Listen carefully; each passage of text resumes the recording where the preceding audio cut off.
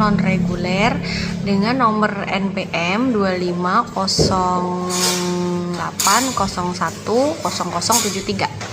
Saya akan mempresentasikan dari jurnal yang sudah saya susun. Jurnal ini berjudul Analisis Hukum Tata Negara Terhadap Asas Welfare State dalam Konsepsi Negara Hukum Modern dari Fakultas Hukum Universitas Indonesia tahun 2026. Pendahuluan dan evolusi paradigma.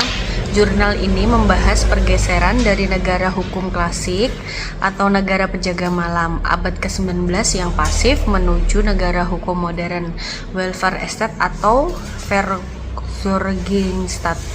Konsep klasik gagal mengatasi kemiskinan sistematik dan krisis ekonomi seperti Great Depression, sehingga memicu tuntutan agar negara bertindak aktif mengelola kesejahteraan sosial, ekonomi, dan masyarakat.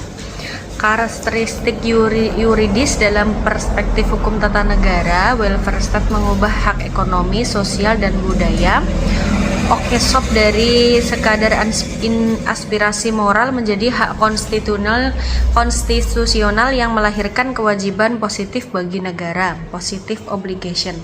Di Indonesia, hal ini tertuang jelas dalam pasal 33 dan 34 Undang-Undang Dasar 1945. Implikasi konstitusional adalah peran aktif negara memicu penguatan kekuatan eksekutif yang disebut dengan eksekutif aggrandizement melalui pelimpahan wewenang legislasi dan pemberian dikresi administrasi.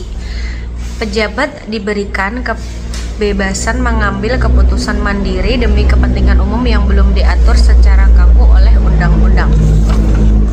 Batas hukum dan pengawasan akumulasi kekuasaan eksekutif berpotensi memicu tirani. Untuk mencegahnya, negara hukum modern menerapkan asas-asas umum pemerintah yang baik, seperti kepastian hukum, kemanfaatan, ketidakberpihakan, dan larangan penyalahgunaan wewenang sebagai pengendali diskresi. Pengawasan dilakukan melalui kontrol yudisial oleh lembaga peradilan seperti PT UN di Indonesia, serta lembaga pengawas independen, State Auxiliary Organ.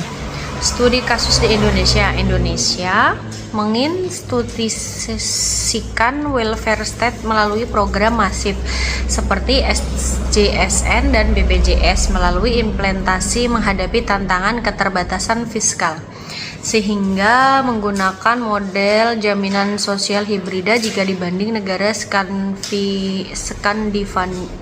Skandinavia, serta disparisasi kualitas pelayanan antar wilayah akibat sistem desentralisasi otonomi daerah. Tantangan kompetitor. Di era modern, welfare state menghadapi disrupsi globalisasi ekonomi yang memaksa regularisasi race to the bottom. Muncul gig ekonomi yang mengeklusi hak bekerja formal serta digitalisasi birokrasi yang rentan menimbulkan bias diskriminasi otomatis oleh sistem AI. Kesimpulan rekomendasi asas welfare state merupakan pilar mutlak negara hukum modern. Guna menjamin keberlanjutan diberlakukan reformasi HTN berupa penerapan social impact assessment dalam legislasi, penggunaan proportionality test oleh peradilan, penguatan transparansi digital, serta kerjasama tata negara internasional untuk menghadapi kapitalisme global. Ya, terima kasih semua.